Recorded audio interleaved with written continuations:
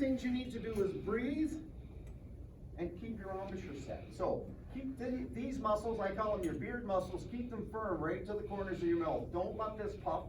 Even tuba players, you shouldn't be letting anything puff out here. The only time you guys really need to puff is when you're down in the basement on that instrument, and then you need to loosen up the lips so you can get that flappy thing. But the rest of the time, cheek should be in, corners should be firm, and that goes for everybody else, okay? And blow, using the diaphragm. Have you heard of diaphragmatic breathing? That's a big word. Use the gut. You know how Santa Claus's belly wiggles when he goes, ho, ho, ho? Have you ever noticed that before? You have, right? Well, the reason Santa Claus's belly wiggles when you go, ho, ho, ho, is because he uses diaphragmatic breathing. He'd be a great, like, brass player, really good. Firm these muscles when you're blowing. And they don't just happen in your belly. They go all the way around your rib cage and to the back. And make the air, you're blowing through a tiny little hole if you're a trumpet player and a horn player. If you're trombone and baritone tuba, it's a little bigger, but it's still not near as big as pull it blows. If you just open your mouth and blow, all your air goes out all at once. When you blow through this thing, there's resistance. How do you counteract the resistance on a brass instrument? You need to use these muscles and make the air move. Air in motion is what makes your lips buzz. So you got to make the motion happen by using these muscles. So we're going to do a 3-note lip slur on the next longest tube. So there's your guide. Maybe you want to take a picture of that with your phone or write it down something. There's your guide. Though we're going to do second valve. We're going to do a 3-note lip slur on that. And here's your note French horns. Can you guys buzz that note for me? Bingo. Here's what the lip slur sounds like, so you know what you're buzzing.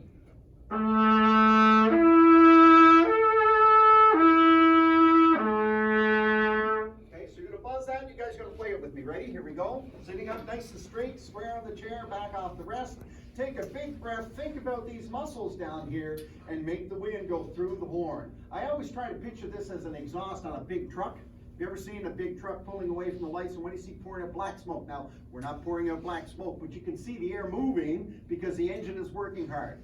You want to see the air, picture the air coming out of the bell, through the horn, not into the horn.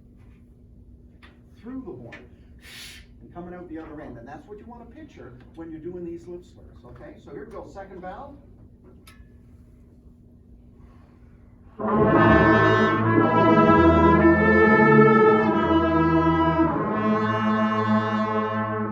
Excellent. First valve, third position, which is a semitone lower. Exact same notes, just a semitone lower. Ready? Here we go.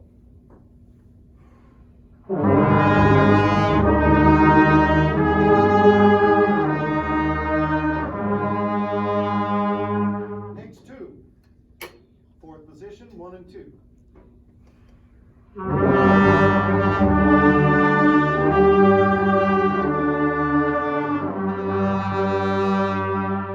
Excellent. Next two.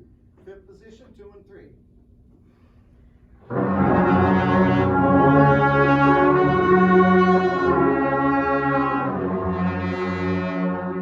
Next position, 6, 1 and 3.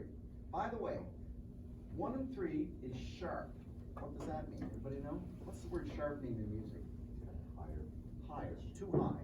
So when you're playing a trumpet, you notice that there's a third valve slide here. That's because in the physics of sound and vibrations, if you did all the math on how fast the vibrations are moving, 1 and 3 is not quite long enough for some of the notes. So when you press 1 and 3, you should move out the third valve slide. That's why trumpet players do that. Tuba players, baritone players, professional tuba players and baritone players have a movable slide. Tuba players actually just move it with their hand, most of them. And when they press 1 and 3, they'll actually pull the slide out. Student model instruments, those slides, they don't move. It's really hard to do. So generally, you don't see tuba players or baritone players doing that, but the same principle applies. When you're playing 1 and 3, it tends to be a bit too high. You need to pull out the third valve slide, okay? That's why the D on trumpets, which is the most common note you guys are playing on trumpet, 1 and 3, you need to pull the slide out. Have you been told that before, band camp maybe? Yeah. Always pull out the third valve slide when you're pressing 1 and 3. That makes that note a little lower. Here we go. Where am I at? licks, 1 and 3. Ready? Together, take a breath together, sitting up. And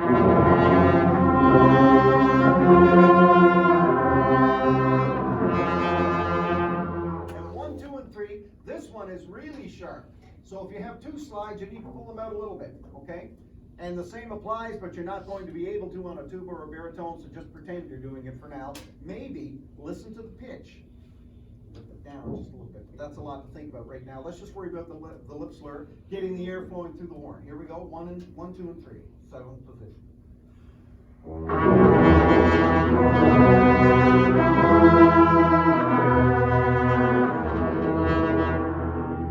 Now, if you were to do this every day for the next 2 weeks, first of all, it would take you 2 minutes or less. I've been talking a lot. It would only take you 2 minutes. So you got a couple of minutes of mouthpiece buzzing, maybe 60 seconds even of mouthpiece buzzing, and 2 minutes of lip slurs.